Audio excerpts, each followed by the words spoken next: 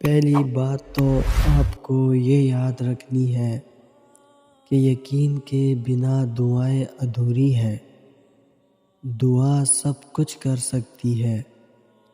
جو مانگ رہے ہو وہ تمہارے لیے ناممکن ہو سکتا ہے، لیکن جس سے مانگ رہے ہو وہ اعلیٰ کل شیء قدیر ہے، جو اس پورے نظام ہستی کو چلا رہا ہے، جس کے حکم سے سورج نکلتا اور ڈھلتا ہے، جس کے حکم سے صبح شام میں پھر شام رات میں بدل جاتی ہے، جو تمہیں آج تک سنبھالتا آیا ہے، وہ کیسے تمہاری دعا قبول نہ کرے گا؟ اللہ سے جب بھی مانگو جیسے بھی، وہ ضرور سنتا ہے۔ وہ تمہاری خاموشیوں کو بھی سنتا ہے اور تمہارے سینوں میں چھپے ہر راز سے واقف ہے۔ بس تم کامل یقین سے مانگو، پھر دیکھنا تمہاری دعائیں خود ہی قبول ہوتی ہوئی نظر آئیں گی، خود ہی معجزے رونما ہوتے ہوئے نظر آئیں گے۔ تو دیکھو، جب کوئی ایسی آزمائش آ جائے کہ کوئی راستہ نظر نہ آ رہا ہو، آپ کو حق پر ہوتے ہوئے بھی مشکلات کا سامنا کرنا پڑے، تو ایسے میں اپنا اللہ پر یقین اور پختہ کر لینا، فوراً اٹھنا، وضو کرنا، خشوع کے ساتھ نماز ادا کرنا اور مدد مانگنا کہ اللہ آپ تو جانتے ہیں میں سب کچھ چھوڑ کر صرف آپ کے لیے یہاں تک آیا ہوں۔ اب مجھے ثابت قدم رکھنا، مجھے اپنے نفس کے حوالے نہ کرنا، مجھے شیطان کے وسوسوں سے بچا لینا۔ میں ماضی کے گناہ میں پھر پڑنا نہیں چاہتا۔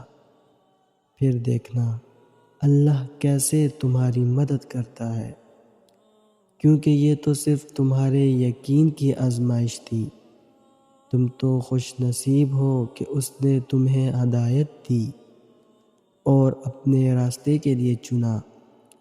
ضروری نہیں ہے کہ جو مانگا جائے وہ اسی وقت مل جائے، اور یہ بھی ضروری نہیں کہ جو نصیب میں نہیں لکھا پھر وہ کبھی نصیب کا حصہ نہیں لکھا جائے گا۔ بس یہ ساری وقت کی ترتیب ہے۔ سب کچھ اللہ رب العزت کی منصوبہ سازی ہے، تمہارے سوچے ہوئے وقت کے مطابق نہ صحیح، مگر جو بھی ہوگا تمہاری رضا کے مطابق ہی ہوگا۔ اگر سب کچھ فوراً ملنے لگے اور ہو بہو ویسا ہی ملنے لگے جیسا تم چاہتے ہو، تو تمہیں کیسے پتہ چلے گا کہ جو چیز اللہ رب العزت سے مانگ کر اور اللہ رب العزت کو منا کر ملے، اس کا مزہ بن مانگے مل جانے جیسا نہیں ہوتا؟ اور اگر نیند آنکھوں میں اترنے لگے تو تم کیسے رات کے اندھیروں میں وہ سرگوشیاں سن سکو گے جو اللہ اور تمہارے درمیان ہو؟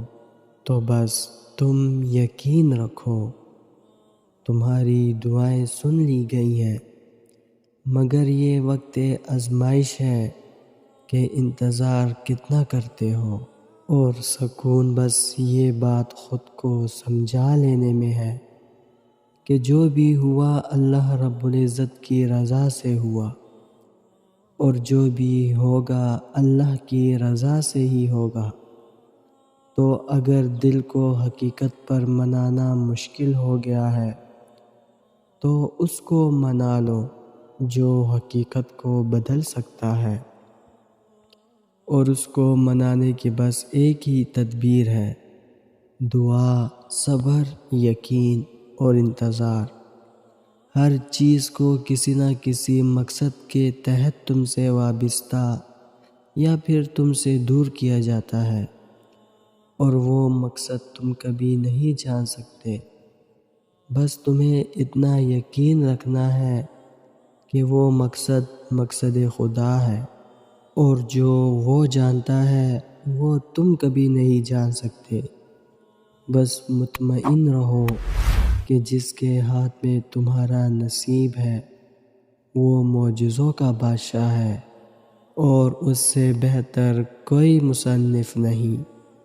وہ کہانی کا ہر رخ جب چاہے جہاں چاہے موڑ سکتا ہے، وہ نصیب کا ہر لفظ بدل سکتا ہے، اور زندگی کا ہر پہلو تمہاری چاہت کے مطابق بنا سکتا ہے۔